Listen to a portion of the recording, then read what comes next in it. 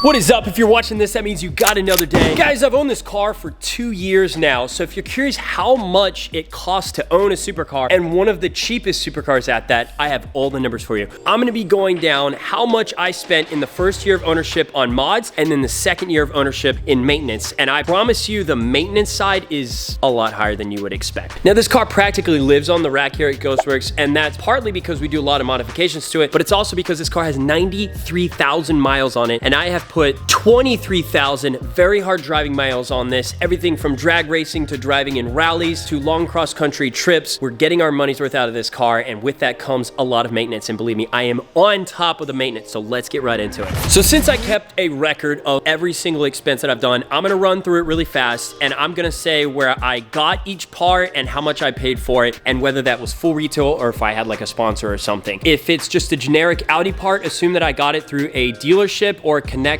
or Audi Parts USA store.com, I think is what it is. Small things like washers, bolts, and OEM parts that I can't get anywhere else, I'll get from one of these sources. And then aftermarket parts, I'll get from specific companies. All right, so coming in first right under here, see this big ball? That plus the little motor that controls it, that lets me do shifting in a manual car that's actually converted to automatic. That ball and that shifting motor both went out and they were $550, and that was an Audi OEM part. There were also $12 in O-rings that came with it. My R8 was ceramic coated when it had the blue camo design on it. I got a deal on that. That was a partial sponsorship from the wrap shop. That was $200 to ceramic coat the whole car. I think full retail it's like $400 or more, something like that. Depends on the car. Next up, the tint that it came with. When I bought the car, on the driver's side window and the passenger side was like peeling off, so I had to redo the tint. I got it at cost for $175 for 2 windows. Now, there was some damage to these wheels earlier this year, not these, the Vostons before them. I had to repair those wheels and repowder them, and that cost me $1,121. Now, these Brixton wheels are fairly new. These are $12,000 if you get this exact spec. I got them partially sponsored for a marketing trade, and I paid $6,000 for these. Okay, to program the TCU on this to be able to do some shifting after I did the clutch job, I had to buy some software. That was $217 plus a $200 laptop to go with it to be able to do the tuning. Now, I did PPF on this wing because it started to fade and I wanted to prevent the carbon from going yellow. So the wing, on top of PPFing these two side blades here, I got a marketing trade on that, and I still paid $600 to PPF those items. Next up is I broke a set of paddles on the steering wheel in here. You can't really see it, but they no longer exist. When we took the dashboard off, the dashboard caught the paddles, broke them off, and that was a $200 L for me. Sensors that do the TPMS in these wheels also went out because it's a 10-year-old car. I had to replace all the sensors and reprogram them, and that cost me $267. Detailed the interior. Well, I hired somebody professionally to detail the Alcantara on the top and the Alcantara on the steering wheel, as well as a full interior to just give the car really fresh, new car feel, and that was $300 detail. I had to repair some carbon inside the car as well. There's carbon panels on the sides of the doors and the door handle itself. There's some scratches in it, and that was a $225 carbon repair. Then I also had to repair the carbon side blades and get the scratches out of those before I PPF'd them. That was $400. The steering wheel traded in for a completely different steering wheel. I'm making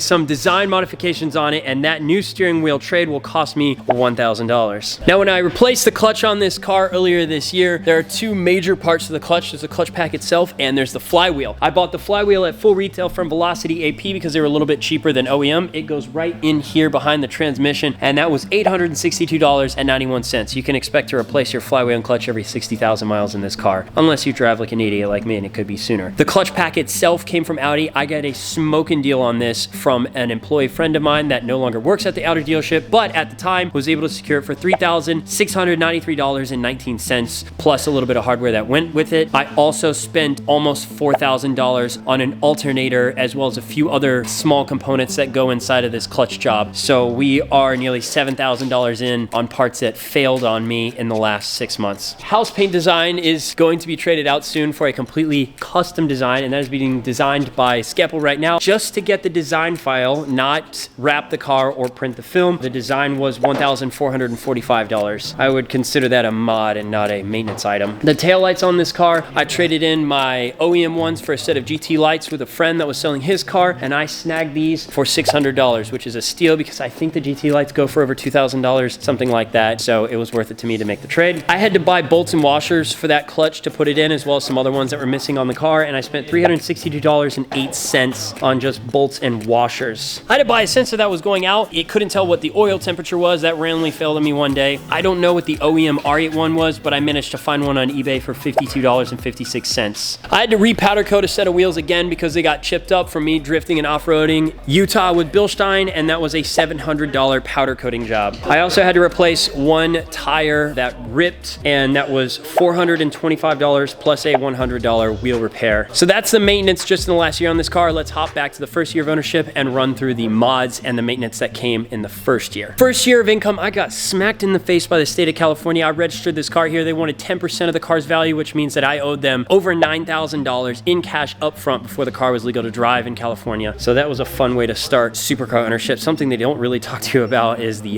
taxes you have to pay. The wrap that I did was partially sponsored. If I did a full wrap ceramic coat design and printing, it should cost between $6,000 and $8,000. I got mine for $1,200 and was expected to send a tremendous amount of business to that rep shop, which I did. The vinyl itself was printed for $330. I purchased a set of Toyo tires at 50% off for my first set of Toyos. I forgot what that cost, but it was a few $100. That was mostly sponsored. The steering wheel, the carbon steering wheel, the first one that I got was on a sponsored deal as well. I paid $675 for the one that's in there now, not counting the additional $1,000 that I have to spend to trade it out to upgrade to the Gen 2 R8 steering wheel that's going in. Then I put my first set of Vossen wheels on this car. They retailed at $4,200, but I got a partial sponsorship on that, and I paid $2,500 for my first set of wheels for the R8. And then I had to powder coat them because they showed up raw, and I spent $490 to powder coat those silver. The APR wing that goes on here retails at $5,000, and I paid $2,500 for that one on a partial sponsorship in exchange for content marketing. I put some decals on the car before we wrapped it blue. I spent $200 on decals, $180 on windshield banners, and an additional $90 on more sponsored decals that I put on the side. So every little thing adds up, even just little sponsored decals that you see on the car, the Ghost Works banner, things like that, they do cost money. I painted some parts on the car, fins right here and the grill on the front. I got a really good deal on the paint for that, not counting the labor to pull everything on and off. It was $350 to paint those pieces just black. I had to buy a new splash guard, the thing that goes up under here, because a part fell off of an AMG last year and took this off of my car, and this piece of plastic cost me $250. I got the tune mostly sponsored as well. I have sold tunes like hotcakes here at Ghost Works, so I got mine. It was retail $3,500. I got mine for $500. The first time I did this clutch job, I had to buy I think it was called a throwout bearing, as well as some other hardware, and I spent $1,378 on clutch components the first time I did the clutch job because I got my clutch pack and flywheel sponsored. I had to buy an oil filter. Every time I buy an oil filter, I pay a cost. It's $16.73. Retails like 35 bucks. I do an oil change every 2,500 miles, and if I've driven this over 20,000 miles, you can do the math on how many filters and containers of oil I've had to buy. Oil at this point is mostly sponsored by Liqui Moly, but when I first had to buy it, it was approximately $300 per oil change for oil service, filter, O-rings, and crush washers. I did have to strip the color of the wheels because I plasti dipped them black, and then I went back to silver, and I paid $108 to strip them, and then another $520 to powder coat them silver for the second time. I had to spend $46 in hardware for the center exit to replace that when we rewrapped it the second time, $20 for the R8 V10 badges on the front that I bought off eBay. Believe me, the OEM ones are way more expensive, and then another $150 to put a clear coat on the wheels after they started to chip again after a rally. I spent $22 on transmission fluid, plus many other times because I've spilled it all over the place. I just haven't logged all the times that I've bought transmission fluid for this car, but I've bought at least 8 to 10 containers of it. And then finally, $715 in components for the center exit exhaust. I don't know which year that I spent more on, but I'm gonna put the total for the first year of ownership on my right and the total for the second year of ownership on my left, and you can get a better idea of what it costs to modify and do maintenance on a supercar in the first couple years. Hopefully we're done with this for the most part. The last couple things we're doing right now and why it's on the rack is for carb cleaning and nitrous. So stay tuned for the channel because we are gonna be talking about nitrous, and we have all the fun mods coming up next, and we may or may not have figured out a way to make this thing shoot even bigger flames. Catch you at the next episode.